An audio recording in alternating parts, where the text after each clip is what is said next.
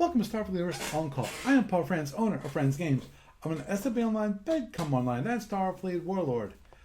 Just remember how to join us. We have Talkcast every Thursday night starting at 9:30 p.m. Eastern Time. You can either join us on the Starfleet Universe Online Discord server. Just join the SFU On Call stream voice channel, and you'll be able to listen to my wonderful voice. And also you can find the invite for the Discord server at sfuoncall.com. And if you want to watch me live stream of the video, just go to twitch.tv/SFUOnCall to join the chat there. Now, you need to contact me for any reason. My email address is sfuoncall@gmail.com. It's sfuoncall@gmail.com. Also, you can follow on the Twitters, IX. My podcast account is SFU On Call.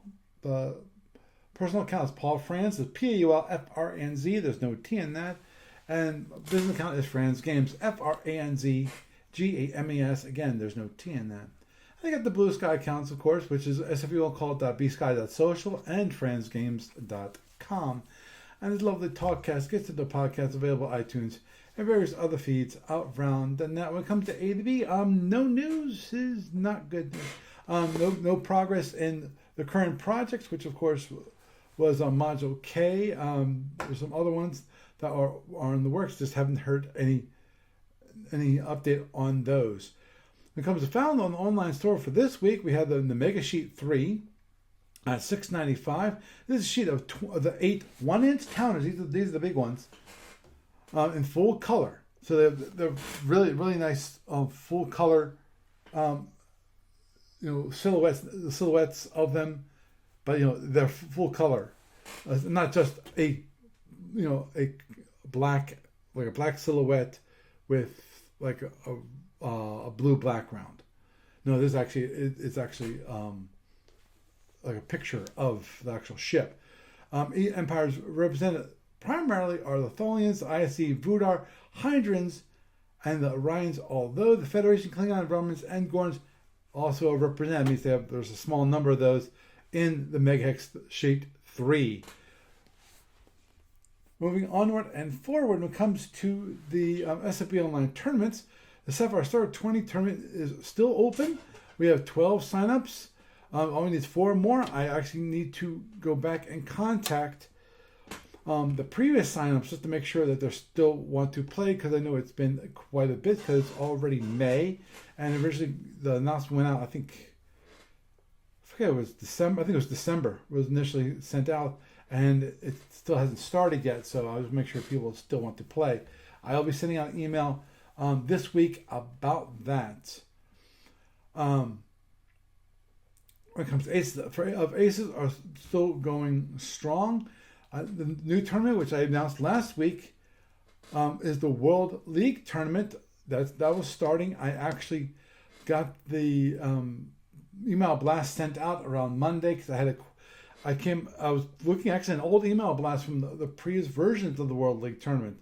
The last one was way too long ago. I have to definitely agree there. And I mentioned to Matthew Potter that the one thing in this case was ships.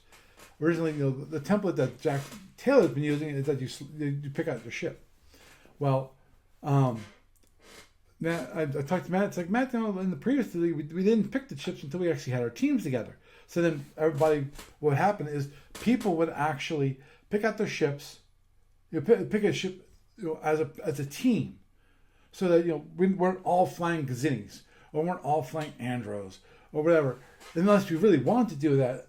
Usually it was a good idea to have one different kind of ship for each, so that if you were able to do that, then what you could do is at the very least make sure the RPS stuff, rock, paper, scissors, would not affect you nearly as much, and hopefully obfuscate that whole issue there. Just a reminder that if you want to be involved in it, you can either sign by emailing Matt. It's on the web page that I did send out. Also, or you can post in the discussion board on starfleetgames.com, the discussion board there. There's a thread for the World League. Currently, we have 9 players signed up. That's 3 full teams. Now, hopefully, we can get even more before the also deadline, which I think is June, if I recall correctly. If you want the definitive time, either wait till next week, because I forgot to look it up, or 2, go to the website, which is part of the email blast. And if you're interested in it and you have not received the blast, then feel free to email me or go to the discussion board, and you should be able to find it there. When it comes to 500 BBB tournament, it's still going strong. With obviously the Justin no longer being in that tournament, I'm kind of knocked out of that tournament, and so I won't be playing that tournament either. At least that was my thinking. I could probably talk to Jeff and see if I can get some games in myself, but I think it's going to be way past. Moving onward forward to the Starfleet Warlord stuff, Diode 59 is still going very strong. The standard game number 98 is all the way up to turn 16. I'm keeping an eye out on victory conditions. No one's there yet. In fact, no one's really. They're close, but not there. Depends upon what define close. It's not within having close to the number of sectors or the number of sites. No, I think sites, they're off still like 50% there. And I think it's the same thing might be for the actual number of sectors. But as I mentioned last week, one of the ship corporations is actually dead. They got the announcement of the last week's turns that came out. He came to the announcement that his corporation was knocked down. When it comes to Diode 60, the announcement did go out this past weekend.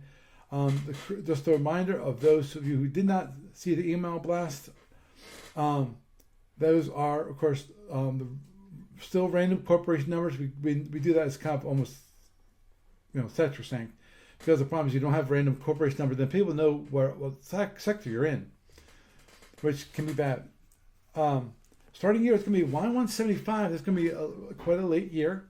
So, it's going to be a plus 10 offset. Guaranteed 10 by 10 board.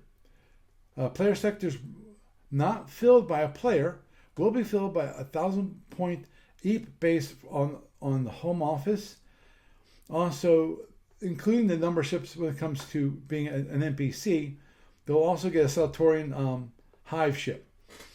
The corporations will all start with 120 EAPs instead of the 1,000 EAPs because of those player sectors. Moving onward and forward to the library report, nothing much happening there. There have been no pushes or pulls or anything like that to update the library or increase the library. So with that is the news for this week.